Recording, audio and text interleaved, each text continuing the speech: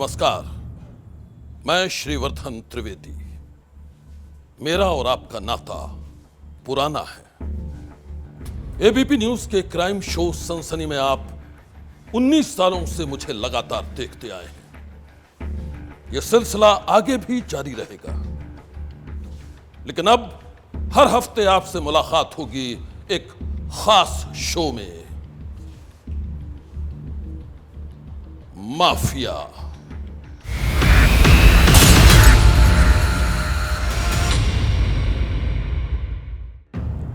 Mafia कहते ही किसी बड़े अपराधी या सरगना का नाम सामने आ जाता है, लेकिन यह मामला इससे कहीं आगे का है। दरअसल माफिया एक संगठित अपराध या ऑर्गेनाइज्ड क्राइम का एक ऐसा नेक्सस है, एक ऐसा नेटवर्क है जो कानून से खेलता है, सिस्टम को तोड़ता है।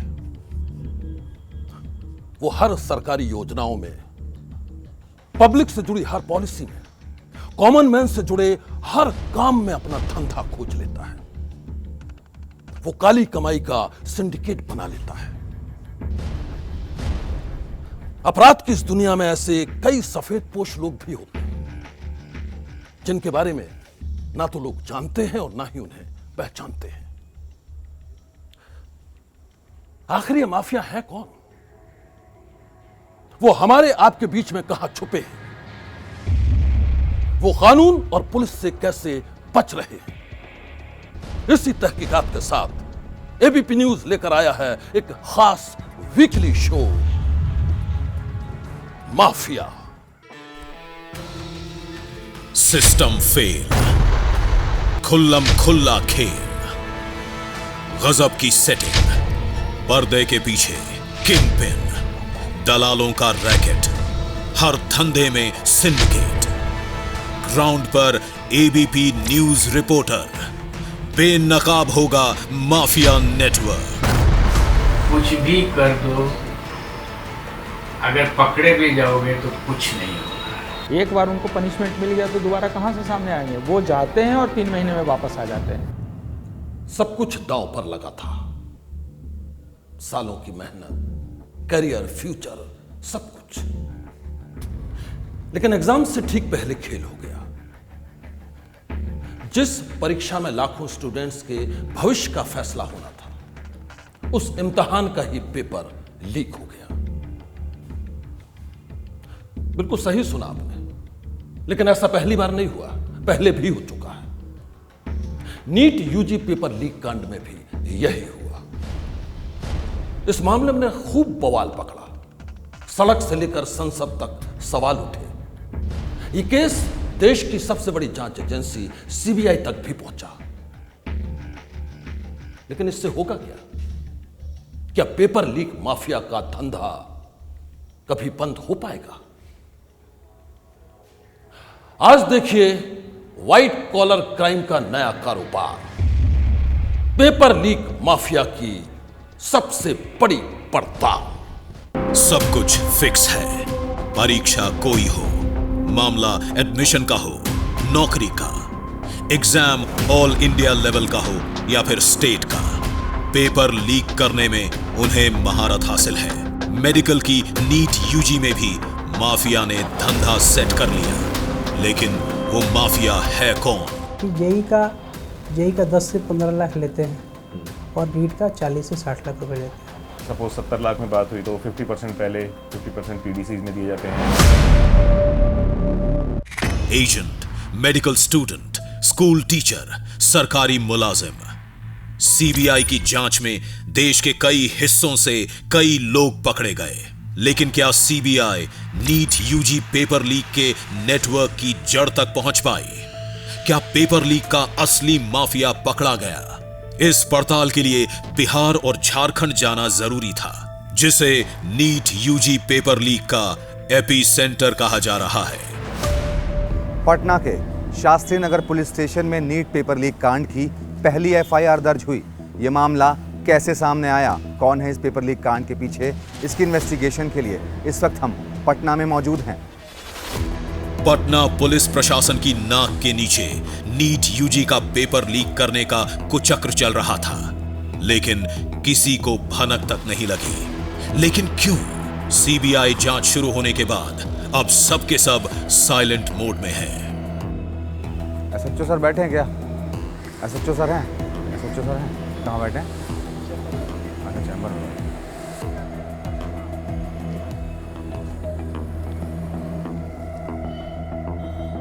टीएन सिंह सर होंगे क्या सर? टीएन सिंह साहब। सीबीआई जांच शुरू होते ही पुलिस ने खामोशी ओढ़ ली है। वैसे भी नीट यूजी तो सिर्फ ट्रेलर है। सवालों के घेरे में कई और भी एग्जाम हैं और अब तो बात पेपर लीक से रिजल्ट की सेटिंग तक पहुंच चुकी है। यहां तक कि कई बार परीक्षा के बाद भी स्टूडेंट के पास एजेंट के फोन आ जाते हैं। स्टेट टीचर एलिजिबिलिटी टेस्ट की परीक्षा दे चुके श्याम नंदन को भी एक एजेंट ने कॉल किया। तो मुझे एग्ज़ाम के रिज़ल्ट आने से 4 दिन पहले मुझे एक कॉल आया जिसमें मुझे कहा गया कि आपके 4-5 नंबर से क्वालिफाई नहीं कर पा रहे हो, तो आप 50,000 रुपये या 1 लाख करीब में अमाउंट आप डालिए, आपका ये क्लियर हो जाएगा। ठीक है, मैंने बहुत सारा क्रॉस चेक किया, उन्होंने मेरे सारे डिटेल्स बताए, मेरे फादर्स नेम, मदर्स नेम, मेरे डिग्री कहाँ तक है, मैंने कितना मार्क्स आया है किस सब्जेक्ट में, सारा A to Z डिटेल्स बताया उन्होंने। फिर बोला कि मैं बिहार विद्यालय परीक्षा समिति से ही बात कर रहा हूँ, वहीं का हूँ, अगर आप पैसे डालोगे तो हो जाएगा। मैंने इस बात को सीरियसली नहीं लिया, कैजुअली लिया उस टाइम पे, फिर फ़ोन काट दिया। श्याम नंदन ने एजेंट की बात अनसुनी की तो वो बौखला गया, जैसे हाथ आया कस्टमर हाथ से निकल गया हो।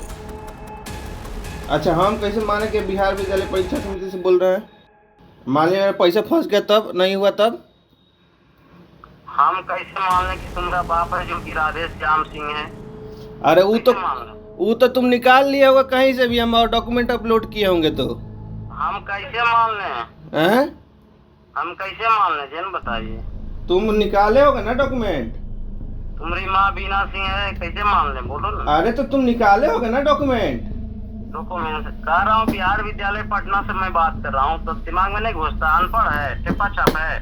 ठेपा छाप है तभी तो नहीं निकला। तभी ना नहीं निकला कहीं का अभी तक, इसीलिए तुम रोड पर डाल रहा, नहीं तो कहीं सेटल हो गया होता, तुम समझा। बात यहीं खत्म नहीं हुई।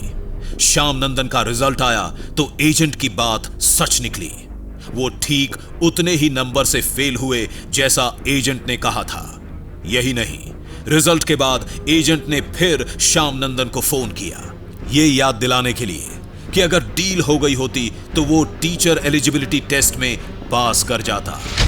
फिर उन्होंने रिज़ल्ट आने के दिन, जिस दिन रिज़ल्ट आ गया मेरा, उस दिन मुझे सुबह में अगले दिन फ़ोन किया उन्होंने और फिर मुझे बोला कि देखा, मैंने बोला था ना तुम्हारा नहीं हुआ, 4-5 नंबर से रह गया, हम बोले थे तुमको 50,000 रुपये दे दोगे, तो उस टाइम भी बोल रहा था कि अगर अब तब भी 50 रुपये दे दोगे, 50,000, तो मुझे मेरा वो क्लियर करवा देगा।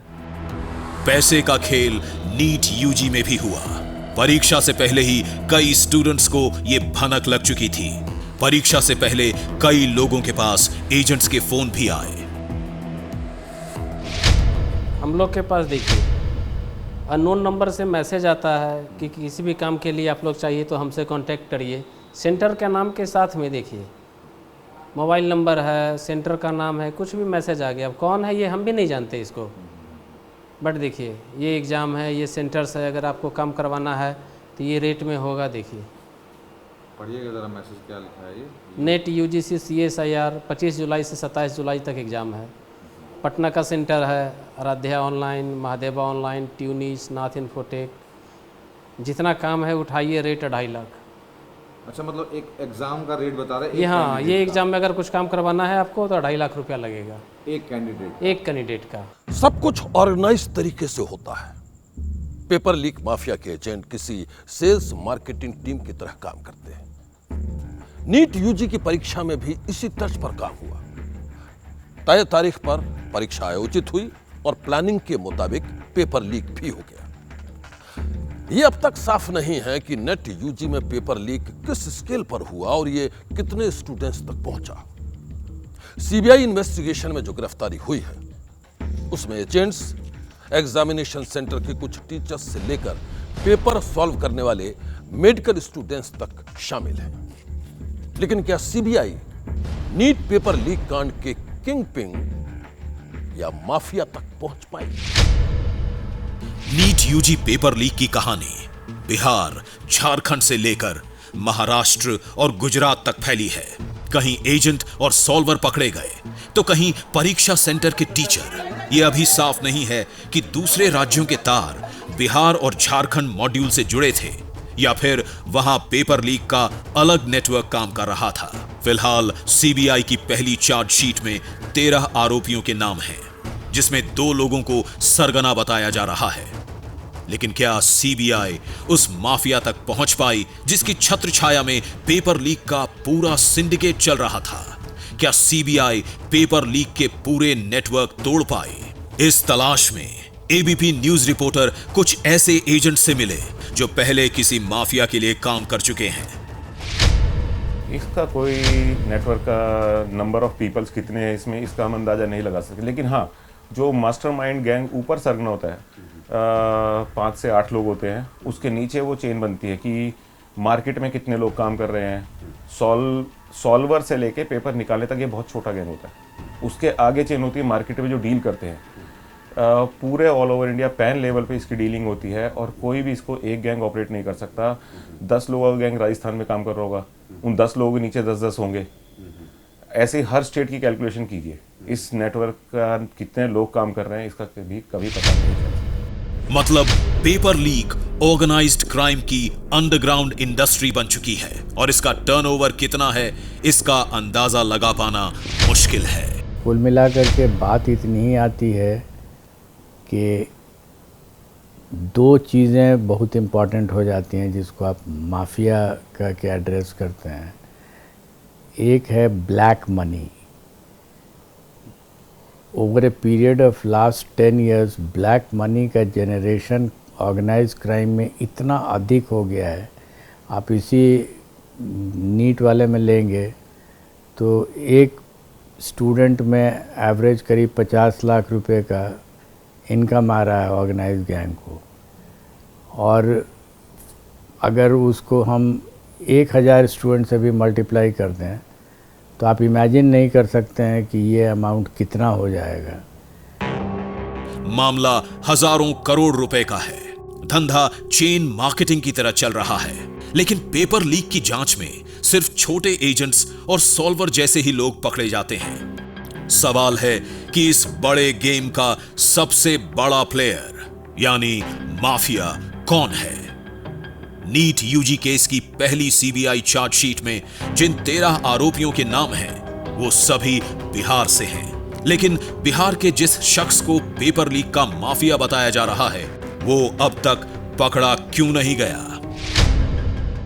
संजीव मुखिया। नीट पेपर लीक कांड के बाद यह नाम सुर्खियों में है। बताया जा रहा है कि संजीव मुखिया ही वो माफिया है जो बिहार में पेपर लीक कांड का सबसे बड़ा नेटवर्क ऑपरेट कर रहा है। पता चला है कि उसने अपनी एक बड़ी टीम बना रखी है। वो किसी कंपनी की तर्ज पर नए तेज तर्रार युवकों को नौकरी पर रखता है, उन्हें बाइक और मोबाइल जैसी सुविधाएं देता है। सब उसके इशारे पर नाचते हैं, लेकिन वो खुद कहीं नजर नहीं आता। बिहार में पेपर लीक का बड़ा खिलाड़ी है संजीव कुमार सिंह उर्फ लुटन मुखिया। कई रिपोर्ट्स के मुताबिक संजीव मुखिया 2003 से ही इस धंधे में है।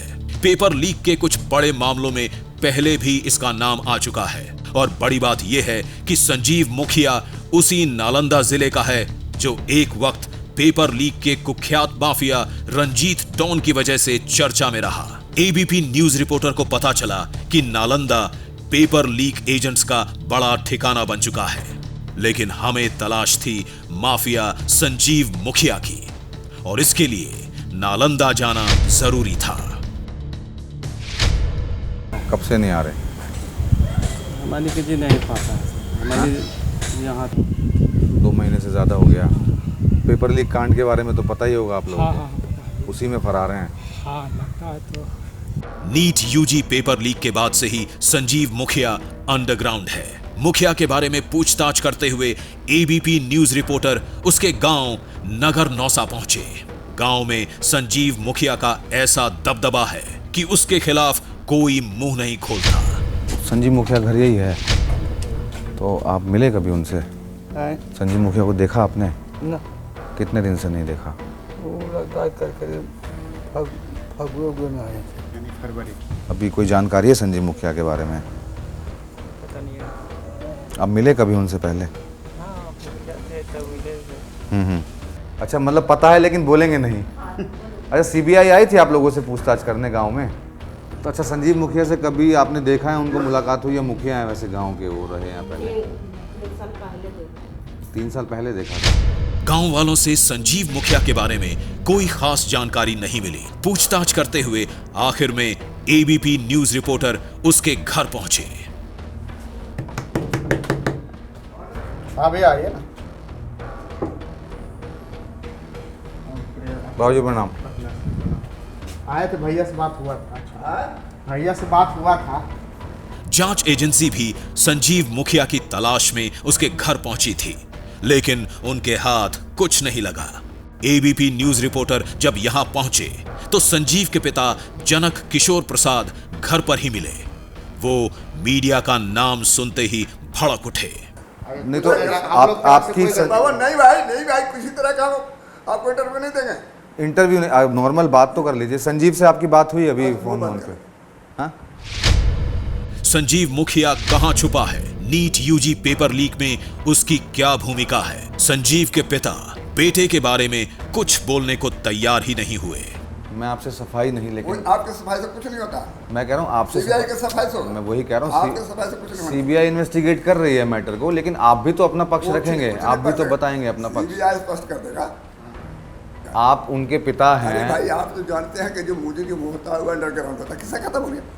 तो हम संजीव जी कहाँ हैं? आप बुद्धिजीवी खुद हैं, पढ़े लिखे लोग। अच्छा, वो अंडरग्राउंड है आप कह रहे हैं? हम तो है, क्या करते हैं, हम तो मिट्टी को।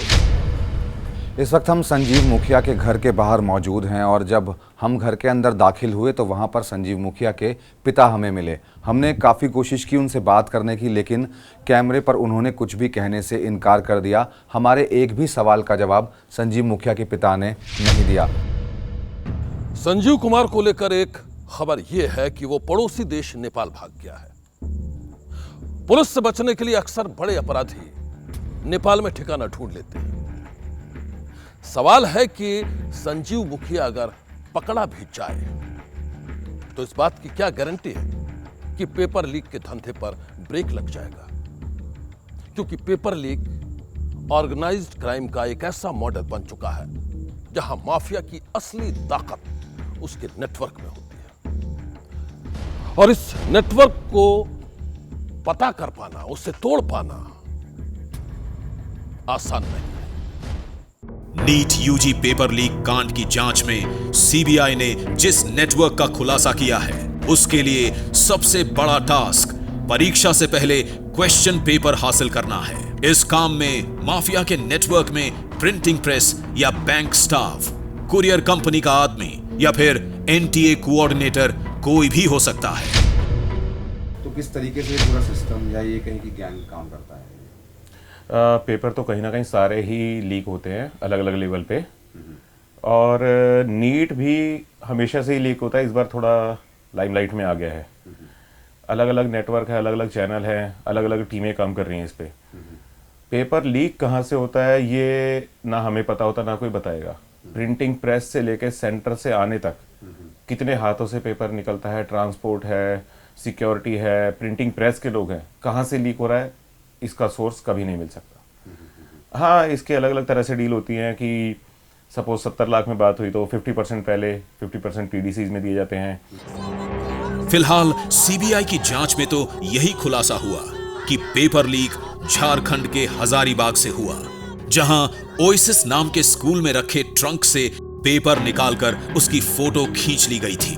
इसमें स्कूल के principal, NTA coordinator, centre superintendent और वाइस प्रिंसिपल की मिलीभगत बताई जा रही है। सीबीआई ने हजारीबाग के एसी ओएसिस स्कूल के प्रिंसिपल, वाइस प्रिंसिपल और एक पत्रकार को नीट पेपर लीक कांड में गिरफ्तार किया।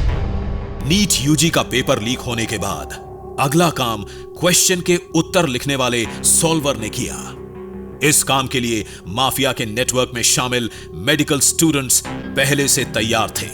सॉल्वर ग्रुप ने एक साथ मिलकर आधे घंटे के अंदर पूरे क्वेश्चन पेपर की आंसर शीट तैयार कर दी और अगले कुछ मिनटों में ये मेल और व्हाट्सएप के जरिए नेटवर्क से जुड़े एजेंट्स को भेज दिया गया। तो एक रात पहले का क्वेश्चन पेपर आ गया, तो सॉल्वर कौन होता है इसमें? जब क्वेश्चन पेपर सॉल्व किससे कराया जाता है, उससे कैसे कांटेक्ट करता है गैंग? वो उन लोगों को फिर मंथली बेसिस पे रखते हैं उसको। अच्छा। क्योंकि हर बार कहीं ना कहीं एग्ज़ाम होते रहता है, तो वो मंथली बेसिस पे वो लोग रहते हैं। वो उन लोगों को भी काम रहता है कि क्लाइंट तुमको लाना है, सारा कुछ रहता है। मतलब प्रॉपर वो बिजनेस पार्टनर की तरह रन करता है। सॉल्वर कितना पैसे लेता है? Solver minimum 50,000, 35 to 50,000। 35 to 50,000। अगर हम इसकी चेन की बात करें कि जैसे एक के पास पेपर आ गया तो वो पेपर क्या सभी अपने गैंग मेंबर्स को डिस्ट्रीब्यूट करेगा? नहीं, हर एक गैंग अलग अलग परचेस करता है। सब अलग अलग परचेज करते हैं। जैसे एक गैंग मेंबर के पास पेपर आया तो उसके बाद फिर क्या कोई दूसरे शख्स का ये काम होता है कि वो सॉल्वर को ढूंढेगा? नहीं, सारे पहले से अवेलेबल रहते हैं इन लोगों के पास। सब कुछ पहले से अवेलेबल है, मतलब सब कुछ सेट है एक तरीके से। जी। स्टूडेंट को फ़ायदा कैसे पहुंचाया जाएगा, ये एक बड़ा ही क्वेश्चन है इस पे, क्योंकि वो भी एग्ज़ाम से 24 घंटे पहले ही डिसाइड होता है कि स्टूडेंट को OMR शीट में फ़ायदा पहुंचाया जाएगा या स्टूडेंट को एक रात पहले बैठा के ट्रेनिंग कराई जाएगी और उसके बाद इसमें स्टूडेंट को सॉल्व पेपर दिया जाता है। उसके सॉल्व पेपर के साथ तैयारी होती है। इसमें सॉल्वर्स भी होते हैं, एक पूरा नेक्सस होता है जिसमें छोटे से लेके बड़े तक सारी चीज़ें मैनेज होती हैं और हर इंसान का एक शेयर फिक्स होता है। माफिया के संपर्क में हर तरह के लोग हैं। एग्जामिनेशन सेंटर मैनेज करने वाले भी, परीक्षा ऑफलाइन हो या ऑनलाइन, अगर सेंटर पर मौजूद कुछ टीचर या स्टाफ से मिली भगत हो तो वो खुद ही परीक्षार्थी की आंसर शीट भर सकते हैं या नकल करवा सकते हैं। क्या सेंटर भी मैनेज होता है किसी भी एग्जाम में? हाँ, सेंटर मैनेज होता है। कैसे? 100 से 100 आउट ऑफ 30 बताया जा, मान के चला जाए कि सेंटर मैनेज होता है। बहुत, क्योंकि सेंटर को पर कैंडिडेट ज़्यादा अमाउंट मिलता नहीं है, तो वो सोचते हैं कि हम अगर मेरे पास 60 स्टूडेंट का एग्ज़ाम लेने की कैपेसिटी है, हम उसमें 5 भी मैनेज कर लेते हैं तो अच्छा खासा मुझे प्रॉफिट हो सकता है। इस वजह से ज़्यादातर चांसेस होता है सेंटर मैनेज का। तो वही मैं जानना चाह रहा हूँ कि मैनेज किस तरीके से होता है? जो गैंग ऑपरेट कर रहा होता है, इनका कोई सरगना भी होता है क्या? कोई मेन लीडर होता है या सब का काम अलग अलग होता है? सबका काम अलग होता है, कोई लीडर इसमें नहीं होता है। हर एक स्टेट का अलग प्लेयर है। खेल एक, खिलाड़ी कई होते हैं, लेकिन कैप्टन माफिया ही होता है, क्योंकि वो हर उस जगह पर अपनी नजर रखता है जहां से होकर क्वेश्चन पेपर गुजरता है। वो हर उस शख्स को अपना मोहरा बनाना चाहता है जो परीक्षा और एग्जामिनेशन प्रोसेस से जुड़े होते हैं। नीट, IIT जैसी परीक्षाओं के क्वेश्चन पेपर टॉप सीक्रेट होते हैं। हर जगह इन पर निगरानी रहती है। क्वेश्चन पेपर को छपाई के लिए प्रिंटिंग प्रेस भेजा जाता है। यहां सबसे ज्यादा लोग क्वेश्चन पेपर के संपर्क में आते हैं। पेपर लीक माफिया की नजर उसी प्रिंटिंग प्रेस पर रहती है। यहां पेपर की छपाई से जुड़ा कोई शख्स पेपर लीक कर सकता है। क्वेश्चन पेपर को सील बंद बक्से में रखा जाता है। बक्से को अलग अलग जोन के बैंक या एग्जाम कंडक्ट कराने वाली एजेंसी को भेजा जाता है। पेपर लीक बैंक से भी हो सकता है, क्योंकि यहां क्वेश्चन पेपर को रखने या निगरानी में थर्ड पार्टी की भूमिका होती है। क्वेश्चन पेपर को लाने ले जाने की जिम्मेदारी कुरियर एजेंसी को दी जाती है। स्ट्रॉन्ग रूम से लेकर परीक्षा केंद्र तक कुरियर एजेंसी का कोई कर्मचारी माफिया का काम कर सकता है।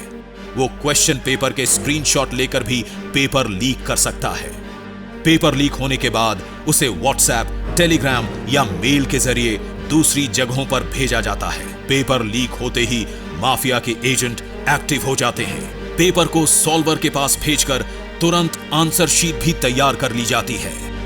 इस तरह ही पिछले 5 सालों से बिहार, मध्य प्रदेश, उत्तर प्रदेश, राजस्थान, तेलंगाना, गुजरात से लेकर जम्मू कश्मीर, कर्नाटक और अरुणाचल तक एक के बाद एक नौकरी और दाखिले की परीक्षाओं में पेपर लीक हुए।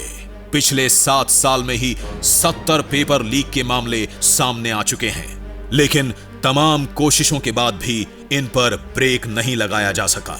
इस सवाल की पड़ताल में पेपर लीक की वो तमाम पुरानी फाइल्स खुल जाती हैं जिसमें कई बड़े माफिया के नाम दर्ज हैं। 27 साल का रशियन कंप्यूटर हैकर मिखाइल सर्गिन 2021 में IIT JEE एंट्रेंस के पेपर लीक कांड में इसका नाम आया।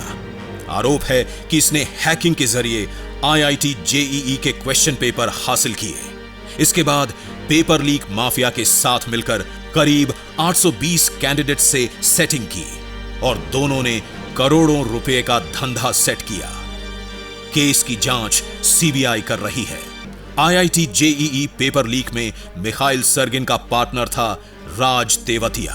हरियाणा के पलवल के रहने वाले राज तेवतिया पर आरोप है कि ये 2017 से ही पेपर लीक धंधा चला रहा है। इस पर GMAT, JEE, TOEFL, IELTS से लेकर सेना की भर्ती परीक्षा तक में पेपर लीक का आरोप है। ये ज्यादातर ऑनलाइन परीक्षाओं में ही सेंध लगाया करता था। विनय दहिया 2021 में IIT JEE पेपर लीक में इसका नाम आया था। गिरफ्तारी हुई लेकिन ये बेल पर छूट गया।